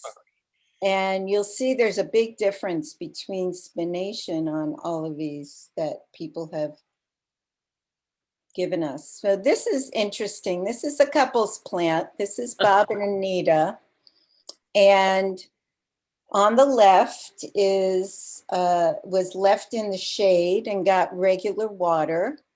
And on the right was in the sun and got irregular watering. I'm not sure it's alive, but it's quite a difference, all in the same backyard. Jim, do you want to say, you didn't repot this, correct, Jim? This is Jim Gardner's. Is that, I don't remember, to be honest. I repot so many things. Yeah, it looks like it's in the same one. But again, look at the great spination at top. Yeah. That the other plants didn't have. So this is, I found this interesting. Laurel's plant bloomed in August. She has it in some shade. Do you remember when you repotted it, Laurel? Oh, it was pretty soon after, because I got into a potting mode in the late spring, early summer, and I was potting everything And so it got a little fertilizer, it got a lot of TLC, and it gets east facing sun. And then by midday, it's pretty much in the shade. So look at how the top is kind of the top of the plant's very green. I think, you know, when I look at everyone's submissions, people who had it in some shade during the day brought out that green color a little better. This is Sally's. How long did before you repotted that? Sally, do you remember? Yeah, that's, oh, that one. It was in semi-shade as well, all on my front balcony. And I think I potted that probably in the summer when I was doing everything else. And look at how long those spines are. Yeah. I mean, it's just incredible. So again, long spines on the one on the left. This is from Terry and Russ. The one on the left got transplanted early and grew a pup.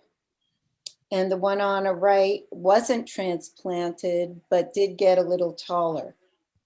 Their care was the same, in partial shade, watering every other week with Miracle Grow every other watering.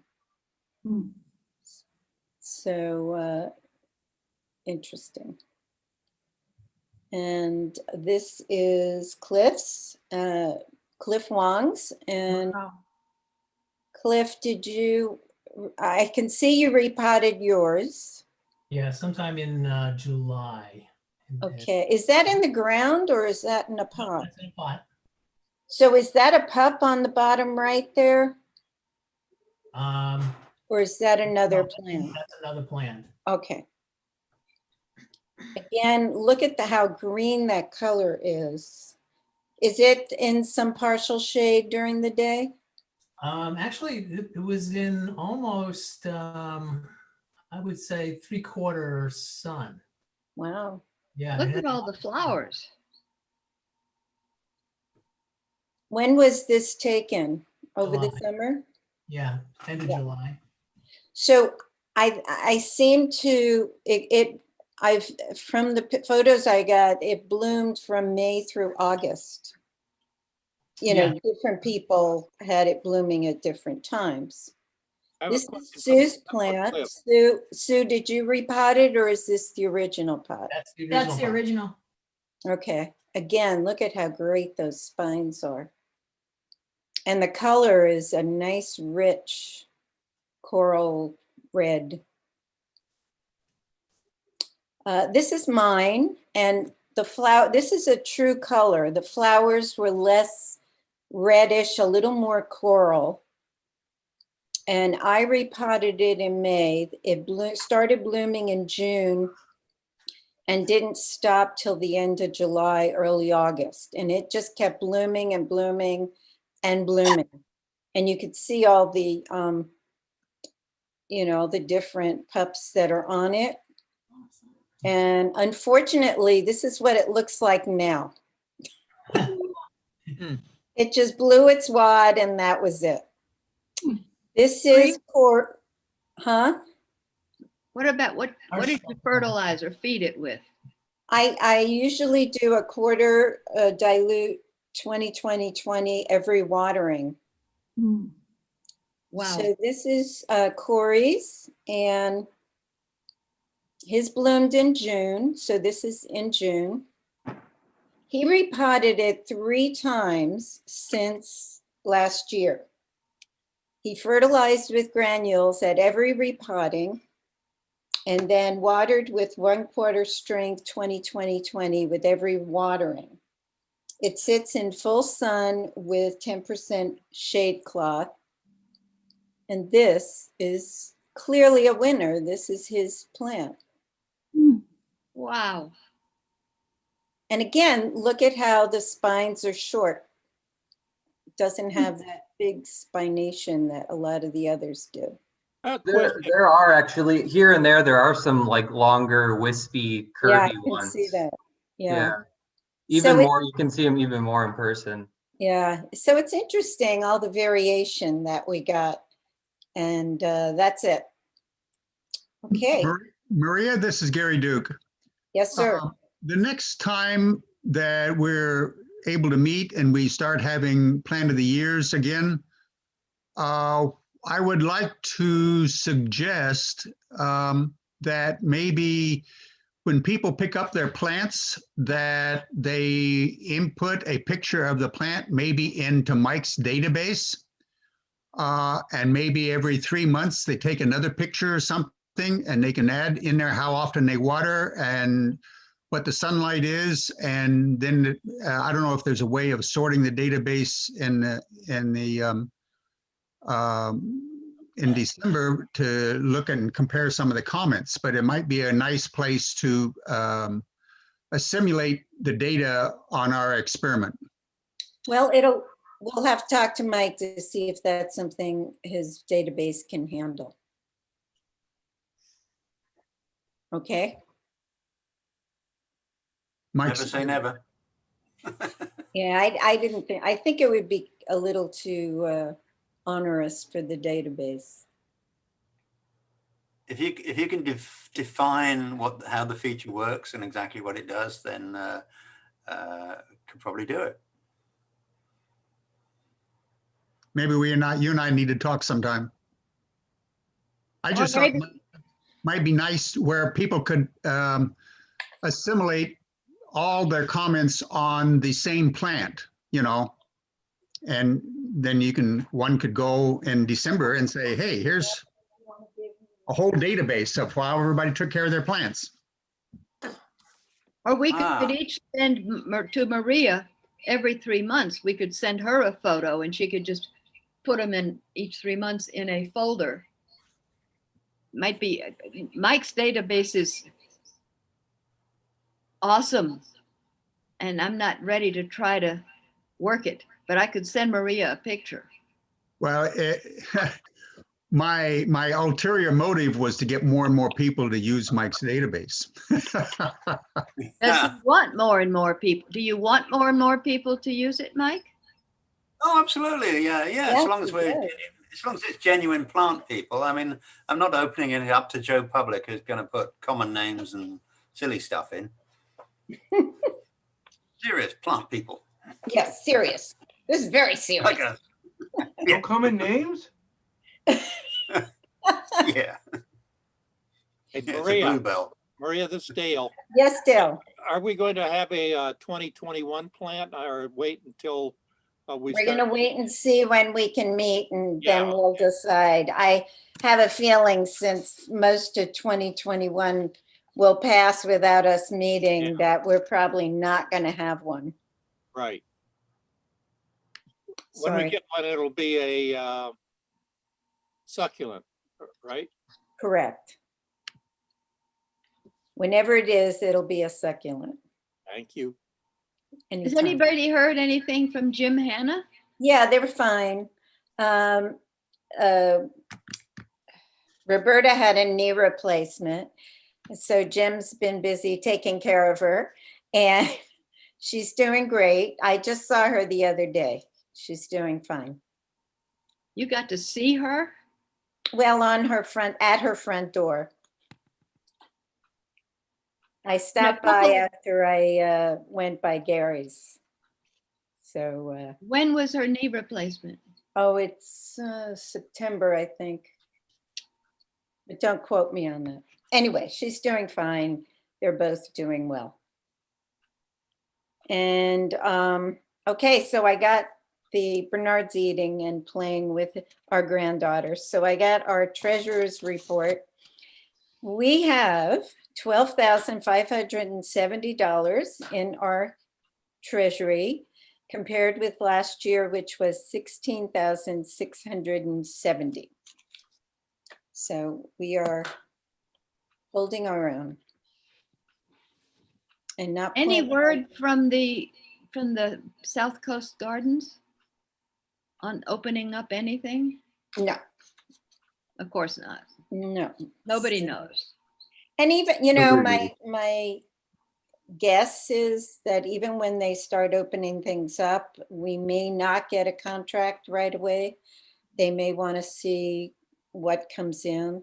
You know, the way they're doing operations now is very different. And so we're just going to have to wait and see. We're not going to be able to meet for a while anyway. So I don't want to seek out other places until one, you know, we are seeing in the foreseeable future that we can have a meeting. And then I will see how the garden, you know, what's happening with the garden and if they can accommodate us. My instinct says another year of this. Even with vaccines. Pretty close. I would think pretty close. So we'll see how it goes. It's just God for Zoom. Going with the flow, and at least we can meet on Zoom. And I'm happy to see everyone on Zoom, and it's great. Do you think the people that don't let us Thanks again, Scott, for helping us out. What were you going to say, MA? Do you think the people whose faces we don't see don't know that they can just click the show? MA, just leave. If people don't want to be seen, leave them alone. My question was, they don't know how. No, I think they just don't want to have their photo on, because I've seen there's a lot of people who don't have their photo on now that have had them on. Yeah, Cliff was on. So yeah, some people just don't want to have the photo. So if any of you would turn your photos on for MA, it would be great. And for the rest of us. It's just nice to see our faces. It's like the meeting. I agree. I love seeing people's faces, especially since we don't get to see a lot of faces. Thank you. Maria? Santa Claus. James, look at you. Hi, Janet. Thank you. Hey, Mike. You Maria, really do look like Santa, Mike. That's great. Oh, yeah. Maria, this is Gary Duke. Hey, there's Bob. Yes, Gary. Here's an idea. We can't do this for meetings, but if we wanted to have a show and sale, I did 2 sales in early part of November at 2 local nurseries. And basically what one nursery did was he had people park on the street, but he had about 8 vendors come in, and they were all separated 20 to 30 feet apart. And most people brought in their own little canopy and set up 3 or 4 tables. And the people were very nice. They all wore masks and social distanced. And one could have, I think that particular nursery would have room for some tables for a show, and as well as vendors. And we'd have to work it out with him. He may even want to contribute some to the South Coast. I mean, if we had a common register, or do it like Long Beach, where everybody, it was on the honor system, that everybody took a certain percentage of their profits and paid the society. So, I mean, so there is a way, I think, of doing a show and sale, perhaps at a local nursery out in the open. That could be a possibility. It wouldn't work at a nursery to do club meetings because we can't make it dark. But Gary, are you talking about Ivan's place? No, I was talking about, well, Ivan at Garibaldi's nursery. I think having a show and sale is something we should discuss at the board level. Right. And so if we could keep it at that, you're a member of the board, and you can bring it up and we can discuss it there. Unless you want to arrange the whole thing, and some people want to show up, but I think in general, what we've talked about is getting a bunch of people in our club together for a sale. is kind of not very viable. Okay. But again, it's something we can discuss at the board level and then present it to the membership. And if That's fine. anyone else has ideas, let me or Gary know as well. And, you know, I have lots of plants I need to get rid of too for the club. But, you know, I don't really see a realistic way of doing this as a society, you know, with the way we normally do it, and having a show is not a viable option. I don't know if that's true or not, Maria. Gary, were you talking about Ivan's place? You never answered that question. I did one at Ivan's place. He doesn't have quite as much room, I don't think, as GT Nursery, which is the other side of the freeway, 2 blocks away, or 3 blocks. He actually, I think, had more room. No, Ivan's got a new lot on Clark. Okay. And it's like 5 acres, and it's a bunch of greenhouses. I know that Petra did a thing where they had appointments, so they'd only have so many people per hour coming to the sale, and you had to schedule your appointment ahead of time to be there. And then that way they didn't have they could anticipate what the crowd would be like, and they knew that they'd only have like 20 people on the property at a time. That was her sale was down at Temecula. Right, and it did for being out in the middle of nowhere. She filled a lot of those slots up. But when we did the sale at GT Nursery and Garibaldi's Nursery, I mean, at one time there was people, 3 or 4 people deep, waiting in line to come look at my plants. That's why I think maybe an appointment only type thing might work better. I mean, they were all 6, 8 feet apart. So I mean, people were very socially respectable. Like I say, we can talk about it at the board level. Yeah, it's not quite set up, but I mean, it isn't going to take long to do it. Yeah. Jim, you look so fantastic, Jim Tanner. Oh. Ho, ho, ho. Hi, Bob. Come on, Jim, give us a ho-ho. You just did. You missed it. Oh. Are there That's any good. other issues? Anything anyone else wants to bring up? Mike? Can I just say something? One thing I forgot to tell people is how to get to the database. I'll very quickly show that on our website, on our SCCSS website, under other links and under plant encyclopedias, there's a link to it. So you go other links, encyclopedias, and there it is. Can you show us the link to Gary's video also? Yes, okay. Here we go. That's actually just plain go back home. Homepage. And there's our homepage. Zoom There's the meeting. advert of the meeting. Click on read more, and it's in the meeting, in the page for this particular meeting, December meeting. And there's the video. And that'll stay up there for the whole month until we're ready for the next, well, early January, late December. We usually put the new, next month's meeting up. And may I just put a link in the chat if you want to just link out of the chat in the Thank group you. here to it. Oh, thanks, Scott. Any other questions? Well, I just wanted to say that I was kind You're of, muted. no, I'm not muted. Am I? No, I I'm can not. hear you. I just wanted to say I was intrigued by all the interest on research with plants.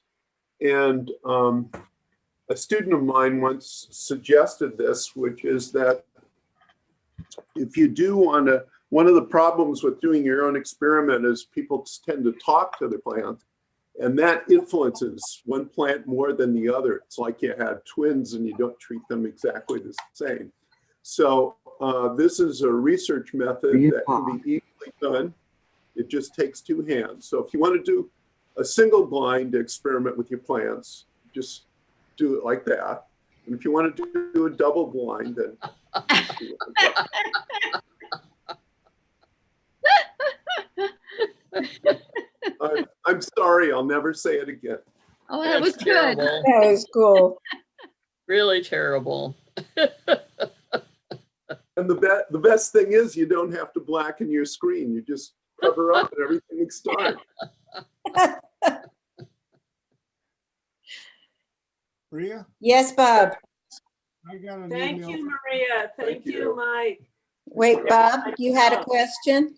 No, I just got a comment. I got an email from Gunnar and it has a link to yesterday's webinar. Uh-huh. I guess he sent that out to everybody. So yesterday, CSSA had a webinar about the history of the Huntington. The first part was Jim Folson, who's actually stepping down in charge of the garden there. And second was Seth, I don't remember his last name, but he talked about the changes at the Huntington that are coming, which was great. And third was John Traeger gave a presentation of the plants, different plants and how they looked during the past year. So you can look at that presentation on the CSSA website. And there is I think there's a link to CSSA website from our website. I think that's on one of the links. Thanks, Bob. Maria, are you sure they put that video up there for people to see? He said he was going to. Okay. Bob said it was there. Oh, all right. Is that right, Bob? In the email, the He link sent an email with a link, so I guess it's there. starts the whole recording all over. He sent the link to me and told me not to share it. You know for sure that yours was not private?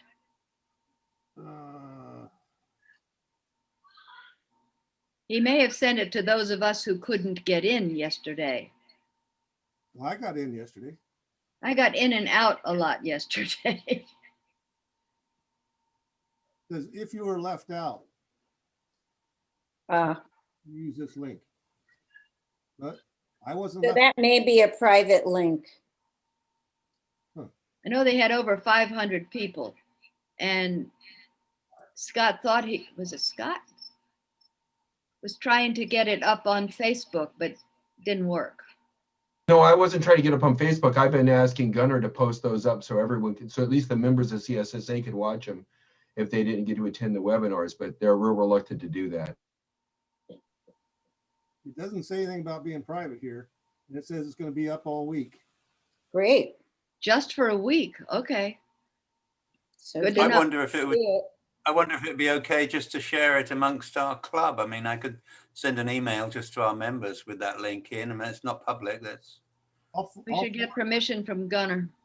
I'll forward this email. Bob, can you forward the email to Mike then? Mike, sure. Yeah, thanks. Maria, would you like me to ask Gunnar if it's okay to share that our club wonders if it's okay to share it with the club? Yeah, and then let Mike know the answer. Gladly. Because then he'll publish it. That'd be great. Thanks. Any other comments, suggestions? I think we've done a great job getting through this year with good programs. And thank you all. keeping the club And going. have Emma. a great holiday season. Could you share that link with me, Emma? Happy holidays, everybody. I was just on their website and couldn't find the link at all. And thanks for letting us see you, Corey and Lamono and Jim and Bob. It's great to see you guys. And Corey, we'll talk about the distribution of the prizes, okay? Sounds good. Good. Take care, everyone. Happy holidays. Happy holidays.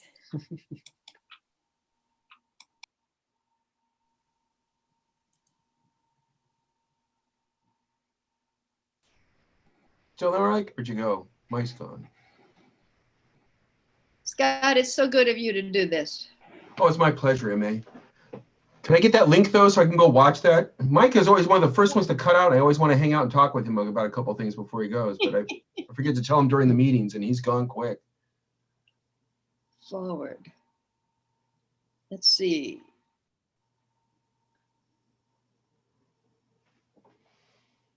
Tell me your email. BULBIL321 at gmail.com.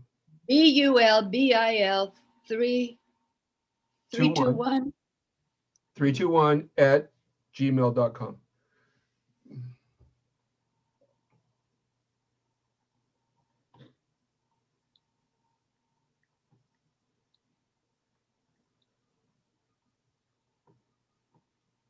Hi, Jade. I see you're still there. I just sent it to you. Fantastic. I'll look forward to my email. Thank you very much. I love your backgrounds. You keep putting pretty things up behind us. Yeah, that was Arizona somewhere. I'm not quite sure where, as the sun was going down. Had to be Arizona with those saguaro behind you. Beautiful. Hi, Jade. Jade, nice to see you. How are you? And you're muted Mic's too. off, Jade. I can I turned your almost mic on. lip read. There you go. Yep. It is a pretty. Hi. How you doing, How are Jade? you? I'm good. I can't complain. I've been busy babysitting with my little 2-year-old granddaughter. Oh, That will keep you busy. Oh my God, yes. exhausting fun, right? Yeah, totally exhausting fun. But yeah, Yeah, definitely. but terrible twos.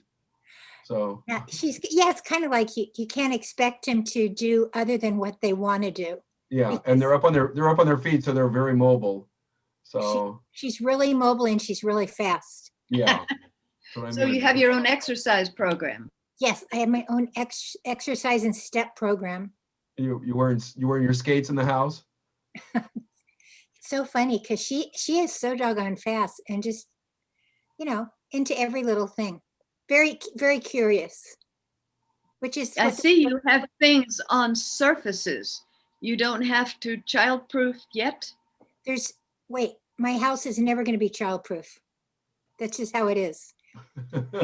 But she's pretty good though. I mean, she has the stuff out. She has books. I put her stuff up higher, but what she really likes is she likes to go in to my bedroom, and I have this, custom made jewelry thing where it has drawers. She loves to pull the drawers out, and she likes to get anything that's like long to wear. But well, when they're two, I imagine everything is kind of long for them. So everything's long, except she's pretty tall. So it's funny. She's 3 feet, but like she puts her arms up, she can get quite a few things. Wow. But definitely fun. So how's your wife doing? Who, me? I mean your girlfriend, partner, wife, girlfriend, partner, whatever. Either Your way you want to say it. Partner. She's doing really good. Yeah. I mean, we're just all laying low, waiting for the vaccines to come around and get our lives going again. So. But she's still doing her quilts, right? Yeah, not a lot right now. She's been taking classes in school. She's been taking Spanish, and it's been taking a lot of her time up, so she hasn't quilted a lot. But we printed out some, I think I showed you before, we bought this material that you can put through the printer. And so we printed out some more pictures today that she's going to add to a quilt. She's going to sew them into the quilt. What happened to the good photo, Mary? Oh, I was going to show you the photos, but she already stole them all. She took off with them. Let me see if I'll grab one real quick. Jade, where is it you live? Palos Verdes Estates. I live about walking distance from Jim Gardner. Oh, lucky you. Yeah. How nice. Let's see, we printed this picture out today. I don't know if it's gonna. Oh, how pretty. And it disappears because of my background, but yeah, but it's gorgeous. can you see it? Let me get it close. Yeah. So it's a big photo of the thing, and she's gonna make that a block in a quilt. We printed onto material, and she sews the material into the quilt, and so it's gonna have other blocks in there. but several of them will be actual photos of the turtle. Of the, so a repeat of pictures of the turtle with stuff around it? Right. She's going to have several different photos of different ages of the turtle, and then she's going to lay them out on the thing, and then there'll be other blocks with other turtle themes on them, but they won't be actual pictures of the turtle itself. But these are pictures of our turtle that we own that we're printing. She's printing onto material that she's able to sew into the quilt and have it be part of the quilt and be actual, you know, like cotton material. That'll be neat. That's amazing. Yeah, it's a little. That'll be fun to see. This is something she's been working on for a long time because, you know, we had to buy the print material, and we bought a new printer just to do this, but it kind of replaces an old printer, so it's good. I like it, you know. So we got a new printer, and we had to buy the material to go through the printer, and so it's been a lot of research to figure out how to do it all, you know. Have you been doing guerrilla gardening? You know, it's kind of a sore subject. A lot of my gardens have been pulled out by the city in the past couple of years, and I had a garden that I don't know if the property owner took it, if people stole every plant in the just about every plant in the garden was taken out. Mm.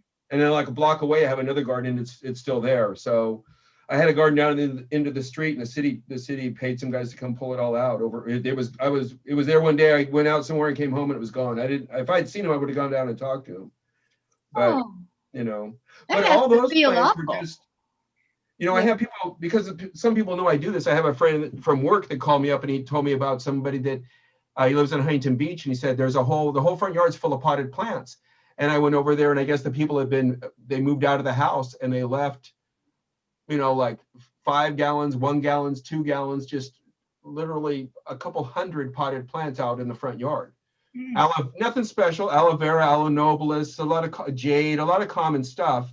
But that's what I use down into the street. I fill my truck up, and I just went down there and put them on the ground there rather than just throw them out. But I planted them around underneath the trees, and the city left, you know, they pulled all the plants out and left, you know, the trees are what they planted. So. Any idea why? No, it wasn't approved, whatever, you know. That must feel awful to have your work just yanked out like that. It is, you know, it can be, yeah. But I have other stuff going on. I have, you know, I have a garden in Long Beach, been there for years, and it's got trouble on its own. It's got a bunch of agaves that are all flowering right now, so they need to be pulled out.